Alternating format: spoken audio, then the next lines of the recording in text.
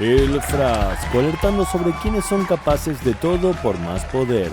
¿Qué tal? ¿Cómo están? Bienvenidos a un nuevo programa del Frasco Medio Sin Cura, esta suerte de recipiente donde se dan cita las noticias de la semana, lo que se dice en las redes sociales y lo que supuestamente es la realidad internacional. Si bien desde Washington hicieron todo lo posible para que no se siguiera hablando del tema en los medios, continúa la represión policial en Estados Unidos contra los estudiantes que denuncian el genocidio en Gaza. Armados y con actitud agresiva, la policía de Los Ángeles, California, logró el arresto de 25 manifestantes pro-Palestina. Las imágenes lo dicen todo. No solo la represión y las detenciones están a la orden del día en el Faro de la Libertad, sino también la persecución y la censura. Una enfermera de Estados Unidos es despedida por referirse al genocidio de Gaza al recibir un premio. Universidad de Estados Unidos despide a profesora que asignó tarea relacionada con guerra en Gaza. Queridos medios de comunicación, no es una guerra, es un genocidio. Bueno, hecha esta aclaración, sigamos leyendo la noticia sobre el ataque y despido a esta profesora en Estados Unidos. Anda Aquino dijo a los estudiantes en mayo que podían escribir sobre el impacto del genocidio en Gaza en la salud y la biología humanas.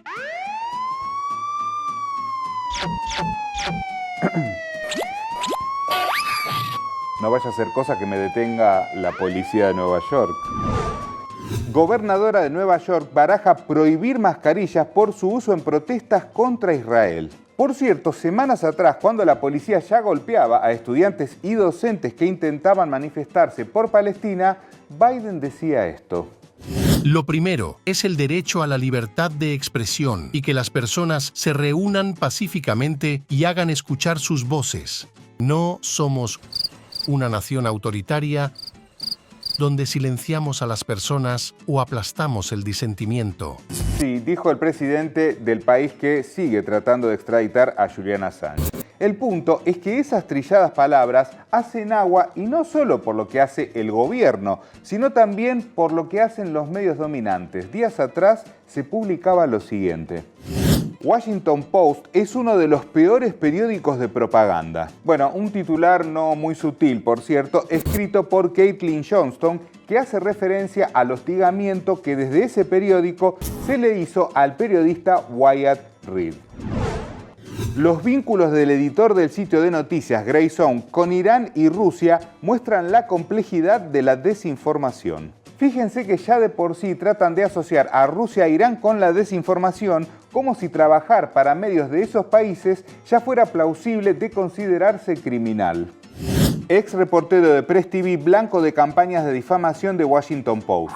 Otro intento desesperado por amordazar a los medios alternativos que han estado exponiendo la complicidad occidental en las guerras. Ahora, ¿por qué será que el poder dominante envía a sus perros guardianes a atacar a este periodista? ¿Será por estas cosas que publica?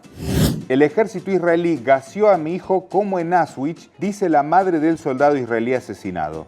El Washington Post borra la inverosímil denuncia de violación del ministro israelí del 7 de octubre a petición suya.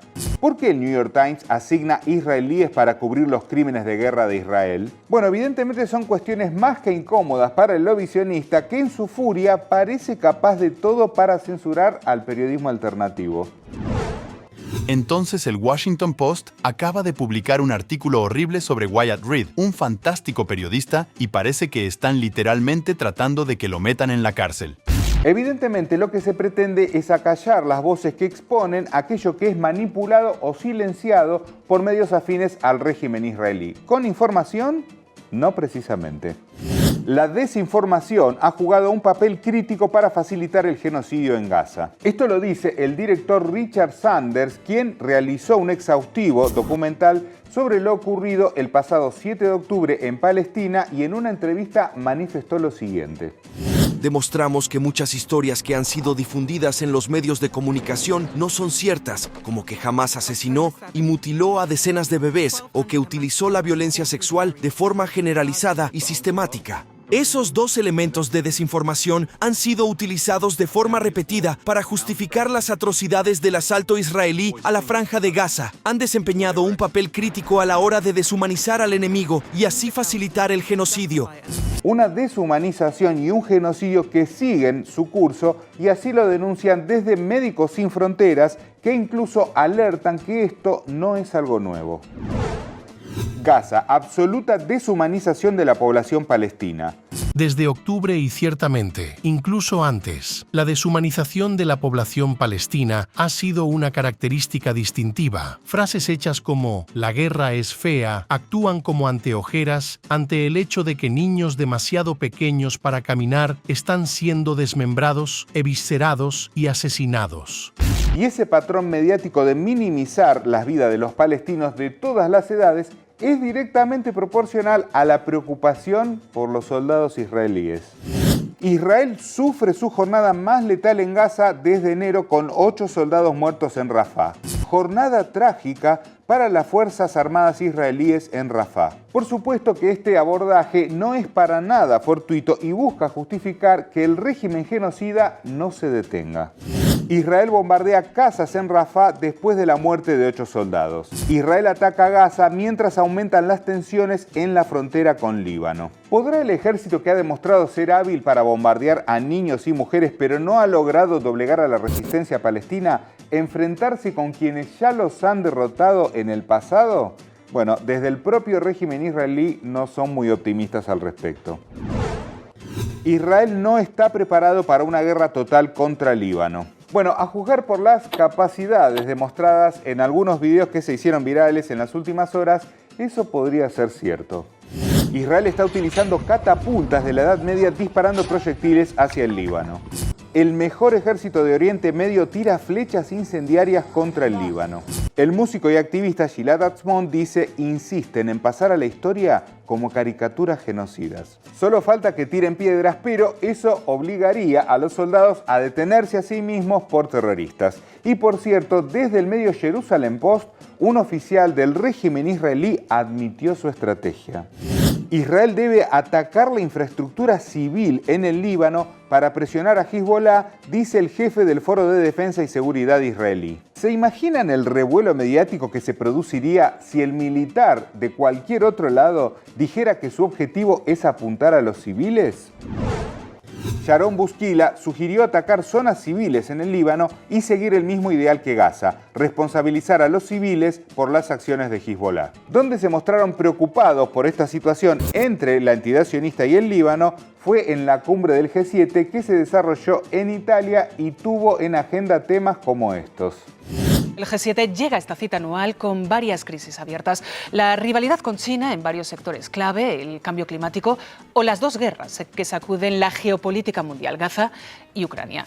En cuanto a Gaza, no han acordado nada relevante, solo declaraciones huecas pidiéndole a Israel que porfi se detenga.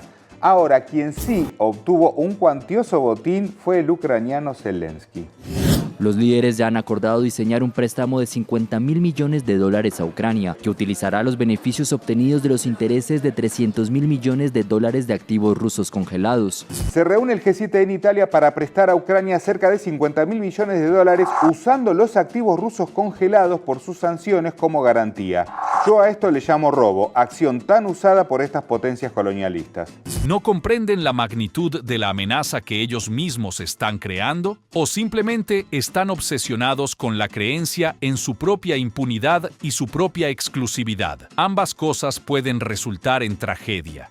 Efectivamente, las provocaciones y robos de Estados Unidos y sus aliados aumentan las tensiones y cuando menos lo esperemos, nos pueden llevar a una guerra global termonuclear. El submarino ruso de propulsión nuclear Kazan arribó el miércoles a Cuba. ¿Cómo? Perdón, ¿escuché bien? ¿Un submarino ruso llegando a Cuba que queda tan cerca de Estados Unidos? Prensa hegemónica, haz lo tuyo.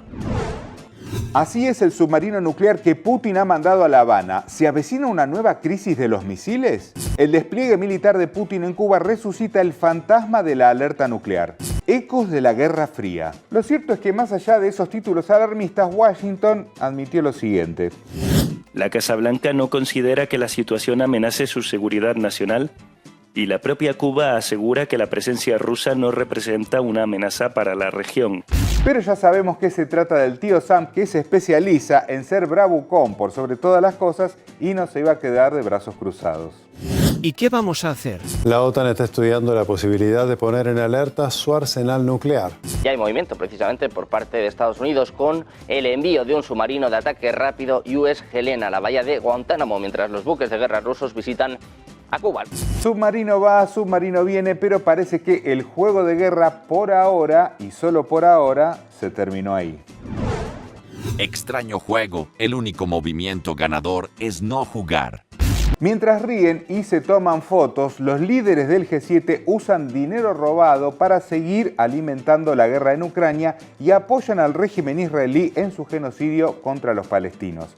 Son los vampiros habituales de un sistema que funciona con sangre. Eso sí, sangre ajena. Los invitamos a dejar sus comentarios y no se olviden de poner me gusta y activar la campanita para seguir recibiendo todas las novedades aquí en El Frasco, Medios sin Cura. El Frasco, Medios sin Cura.